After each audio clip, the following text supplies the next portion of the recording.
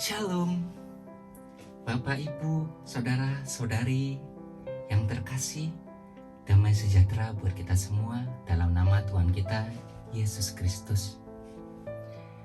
Oh iya, saudara-saudari yang terkasih, hari ini hari Sabtu, tanggal 8 Januari tahun 2022, kita memperingati Hari Santo Torfin loh, di mana Santo Torfin ini kisahnya sangat unik. Yuk, kita simak, saya bacakan ya. Kisah hidup Santo Torfin diketahui lama sesudah wafatnya. Ia wafat pada tahun 1285 di sebuah biara di Belgia. 50 tahun kemudian, kuburnya secara tidak sengaja dibongkar karena suatu pekerjaan bangunan. Semua orang dikejutkan oleh bau harum yang kuat yang berasal dari peti matinya. Pemimpin biara mulai menyelidiki hal tersebut. Ia mendapatkan seorang biara tua, Walter the Muda, yang mengenal Torfin. Sesungguhnya Pastor Walter yang begitu terkesan oleh kelemah lembutan dan keteguhan iman Torfin telah menulis sebuah puisi tentangnya. Walter menaruh puisi itu dalam kubur Torfin. Para biarawan mencari puisi tersebut. Mereka menemukan perkamen yang tampak baru dan baik keadaannya, seperti saat diletakkan di sana. Para biarawan merasa bahwa ini merupakan tanda bahwa Tuhan menghendaki agar Torfin dikenang serta dihormati.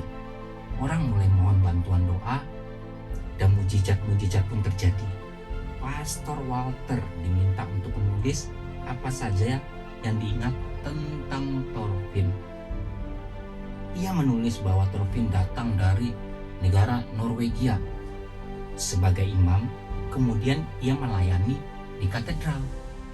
Tampaknya Torfin menandatangani suatu perjanjian semasa ia bertugas di katedral. Ia juga menjadi saksi atas perjanjian Torsberg pada tahun 1277. Perjanjian tersebut adalah perjanjian antara Raja Magnus VI dengan Uskup Agung untuk membebaskan gereja dari campur tangan negara. Tetapi beberapa tahun kemudian, Raja Erik menyangkal perjanjian tersebut.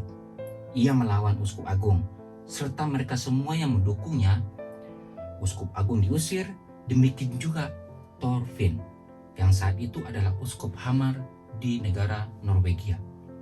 Torfin memulai perjalanan yang berat ke Flanders. Kapalnya bahkan karam dalam perjalanan. Pada akhirnya, ia tiba dan tinggal di biara di mana akhirnya ia kemudian wafat. Ia mengunjungi Roma, tetapi kembali dalam keadaan sakit parah. Torfin tidak punya banyak, tetapi ia membagikan sedikit barang miliknya di antara para anggota keluarga dan kelompok amal kasih. Kemudian ia wafat pada tanggal 8 Januari tahun 1285.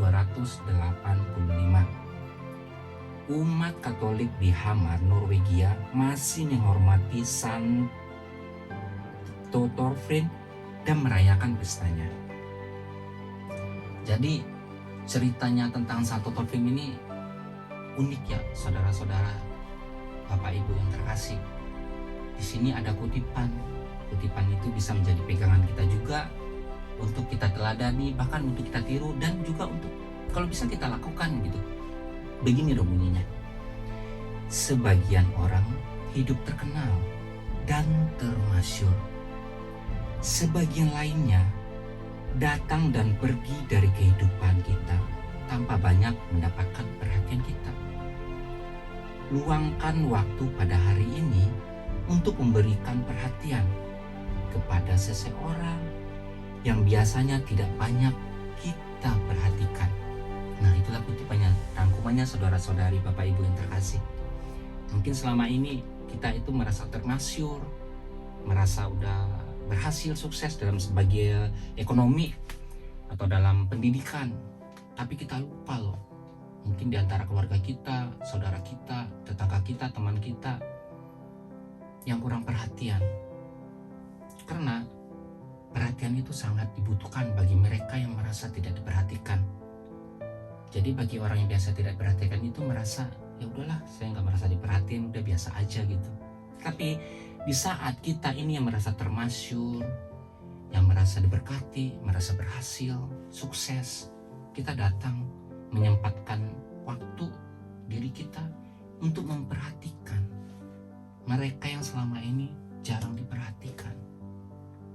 Dan itu adalah suatu anugerah, hadiah bagi mereka yang merasa diperhatikan, karena selama ini merasa itu tidak merasa diperhatikan. Ya, semoga renungan tentang santau hari ini bisa berguna buat kita semua. Terima kasih buat Bapak, Ibu, saudara-saudari kekasih yang hari ini datang mendengarkan renungan. Salam jumpa kembali. Terima kasih.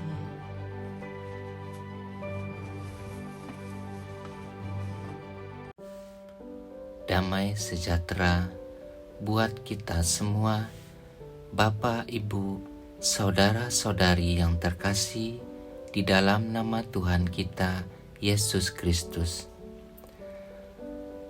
Hari ini, hari Sabtu, tanggal 8 Januari tahun 2022. Bacaan pertama diambil dari Yohanes 5 ayat 14 sampai 21. Allah mengabulkan doa kita. Saudara-saudaraku terkasih, inilah sebabnya kita berani menghadap Allah, yaitu karena Ia mengabulkan doa kita jikalau kita meminta sesuatu kepadanya menurut kehendak-Nya. Dan jikalau kita tahu bahwa Ia mengabulkan apa saja yang kita minta, maka kita tahu juga bahwa kita telah memperoleh segala sesuatu yang kita minta kepadanya. Kalau ada seorang melihat saudaranya berbuat dosa, yaitu dosa yang tidak mendatangkan maut, hendaklah ia berdoa kepada Allah, maka Allah akan memberikan hidup kepadanya, yaitu kepada dia yang berbuat dosa yang tidak mendatangkan maut itu. Ada dosa yang mendatangkan maut, dan tentang ini tidak kukatakan bahwa ia harus berdoa. Semua kejahatan adalah dosa, tetapi ada dosa yang tidak mendatangkan maut.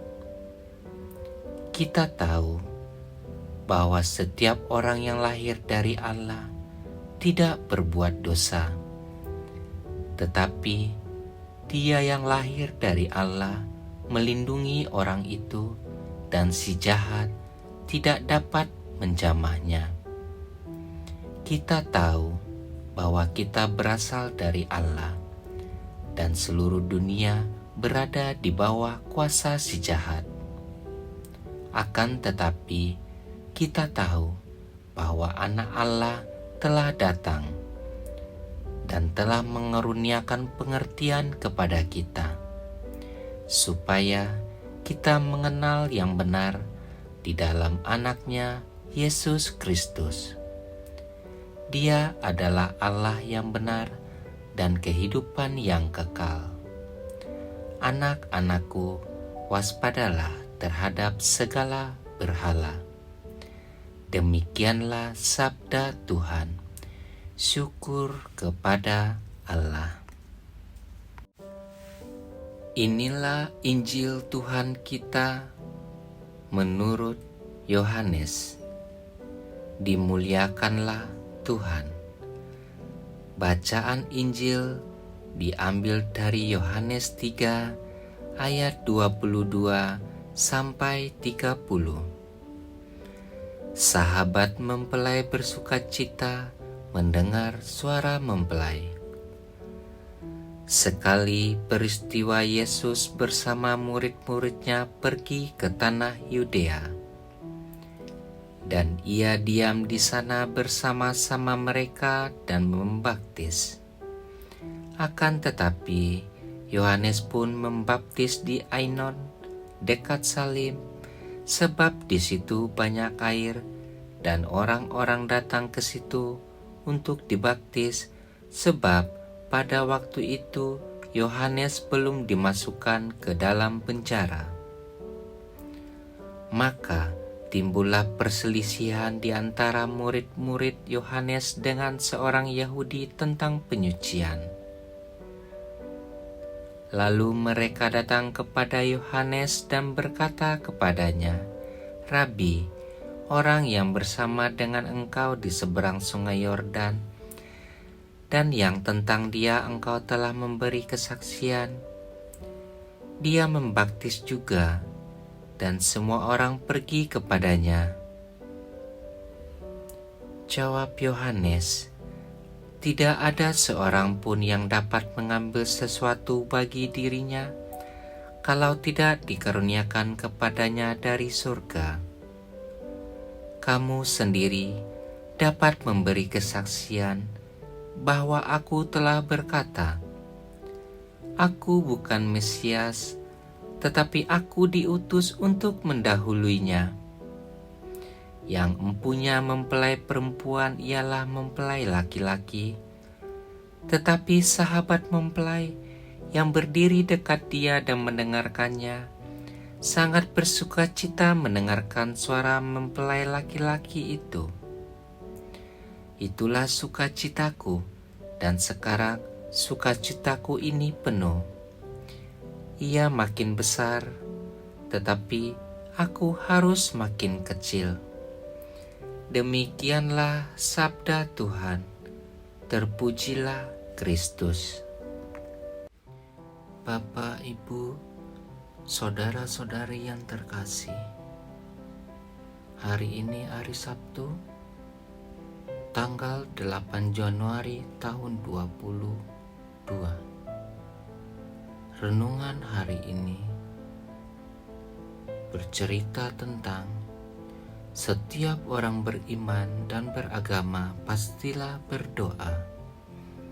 Entah itu dilakukan secara pribadi ataupun secara bersama-sama. Di dalamnya terkandung harapan dan permohonan akan segala yang baik. Kita mungkin mengalami bahwa doa-doa yang kita sampaikan seakan tidak sampai kepada Tuhan atau tidak dikabulkannya. Atau kita merasa bahwa ketika kita semakin rajin berdoa, Tuhan justru terasa semakin jauh. Lalu, bagaimana seharusnya kita berdoa? Rasul Yohanes mengatakan bahwa Tuhan mengabulkan doa kita jika kita memohon sesuatu menurut kehendak-Nya. Kita menyampaikan harapan dan permohonan kita dalam doa sekaligus membiarkan kehendak Tuhan berkarya atas hidup kita. Dalam doa kita perlu menjadi pribadi yang rendah hati. Hidup manusia di zaman ini ditandai dengan persaingan satu sama lain. Persaingan itu mencakup soal kecerdasan, kesuksesan, kecantikan, ataupun soal jabatan. Dalam setiap persaingan, semua pihak selalu ingin jadi pemenang.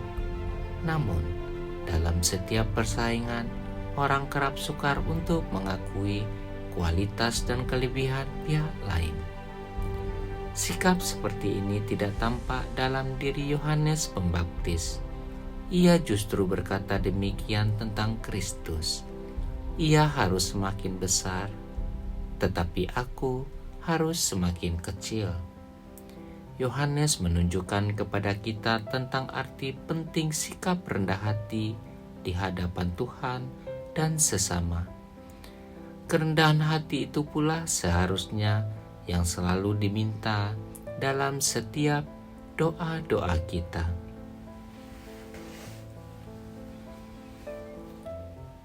Bapak, Ibu, saudara-saudari yang terkasih di dalam nama Tuhan kita Yesus Kristus. Bagaimana di sini renungan harian hari Sabtu saat ini tanggal 8 Januari tahun 2022. Rangkuman dari renungan di atas mengajarkan kepada kita untuk selalu bersikap rendah hati. Jikalau seseorang ingin besar, dia harus makin kecil. Begitulah yang diajarkan oleh Yohanes, Rasul Yohanes. Dia harus makin besar dan aku harus semakin kecil. Yang dimaksudkan Rasul Yohanes di sini adalah Tuhan kita Yesus Kristus yang harus menjadi semakin besar dan kita harus menjadi semakin kecil. Kita bukanlah apa-apa di hadapan Tuhan kita. Selalulah bersikap rendah hati terhadap sesama, terlebih-lebih terhadap Tuhan kita. Karena sikap rendah hati akan membuat kita akan menjadi semakin tumbuh besar di hadapan Tuhan kita. Demikianlah Bapak, Ibu, saudara-saudari yang terkasih, marilah kita terapkan bagaimana menjadi sikap rendah hati kepada sesama, terlebih-lebih di hadapan Tuhan kita, Yesus Kristus. Semoga demikian. Amin.